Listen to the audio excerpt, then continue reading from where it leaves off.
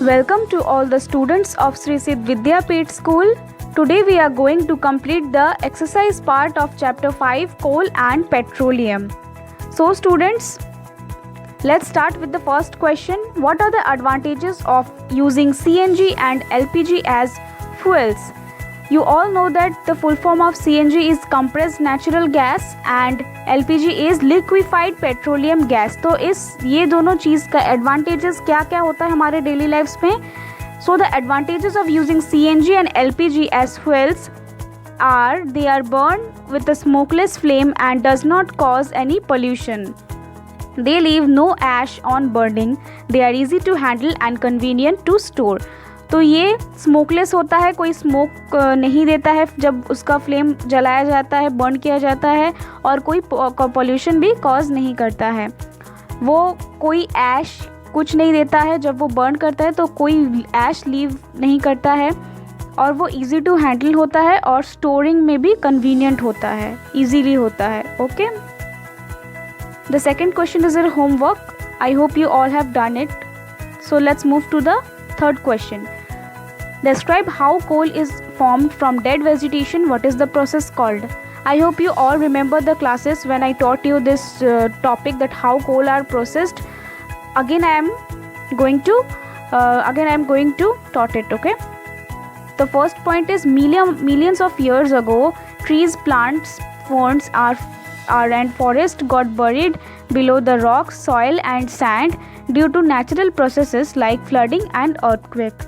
तो बहुत साल पहले ट्रीज़, प्लांट्स, फर्न्स, जितने सारे भी फॉरेस्ट है वो क्या हुआ था, वो बरी किया गया था, दब गया था. किसके नीचे? रॉक्स के नीचे, सॉइल के नीचे, सैंड के नीचे, कुछ नेचुरल डिज़ास्टर्स की वजह से, जैसे कि बाढ़ की वजह से, अर्थक्वेक की वजह से.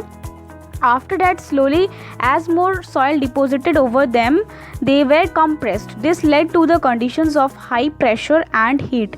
तो धीरे धीरे जितना वो उसमें सॉइल डिपॉजिट होता गया और वो जितना कंप्रेस, मतलब उसमें दबाव जितना आया और वहाँ पे प्रेशर जो है वो उतना बढ़ने लगा और हीट भी उतना बढ़ने लगा. So these conditions along with the anaerobic conditions turn the carbon enriched organic matter of wood into coal. तो इसी कंडीशन के वजह से जितने भी सारे एनारोबिक कंडीशंस हैं वो क्या हुआ, कार्बन उसमें एनरिच हो गया, कार्बन उसमें बढ़ने लगा और वो जो ऑर्गेनिक मैटर था वो वुड से कोल में डाइवर्ट होने लगा, मतलब कन्वर्ट होने लगा. तो this slow process of conversion of wood into coal is known as carbonization. तो ये जो स्लो प्रोसेस है conversion of wood into coal, इसी को बोला जाता है carbonization.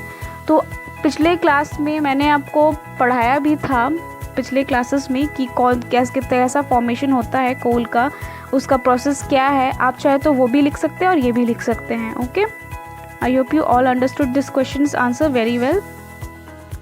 So the sixth question is explain why fossil fuels are exhaustible natural resources. आपको explain करना है कि fossil fuels क्यों exhaustible resources है. I hope you all remember this question also, that fossil fuels are exhaustible resources, which means that they are not present in abundant quantities on the earth. They take hundreds and thousand years to replenish.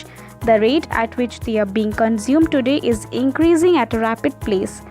It means that more amounts of fossil fuels are being used than it is replenished. Hence, scientists claim that they can replenish completely in 100 years. तो fossil fuels को exhaustible resources क्यों माना जाता है? क्योंकि वो बहुत limited quantity में हमारे अर्थ में मौजूद है और उसको बनने के लिए बहुत साल का वेट करना पड़ता है, बहुत साल लगता है.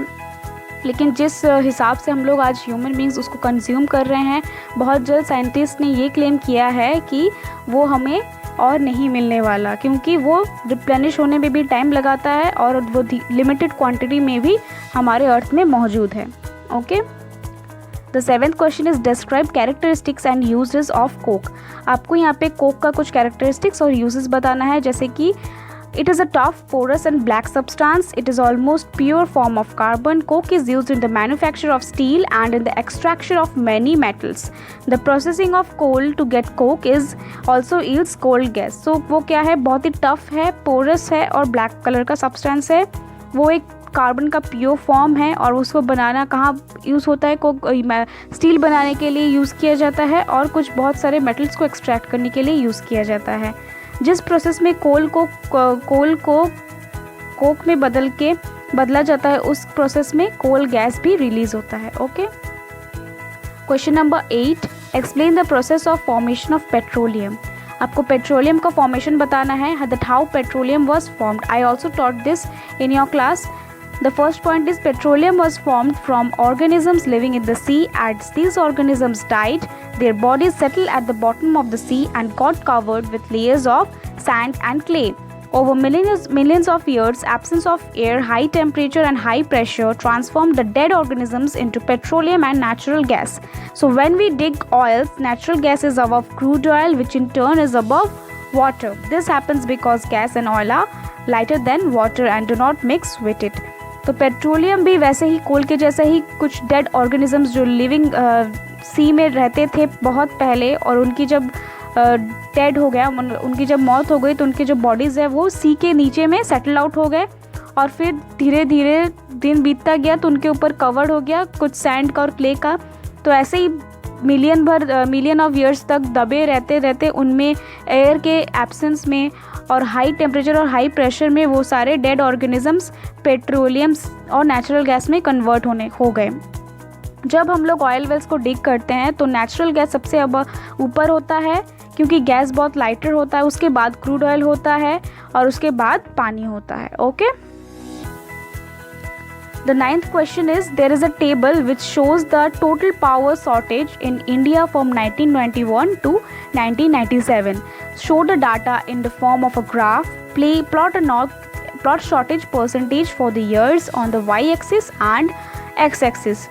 तो आपको यहाँ पे कुछ टोटल पावर शॉर्टेज दिखाएगा इंडिया में कितने साल से कितने साल तक, 1991 से 1997 तक।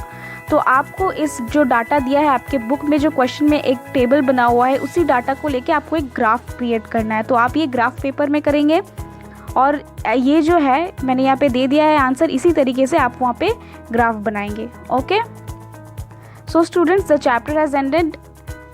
We will soon meet with the new chapter.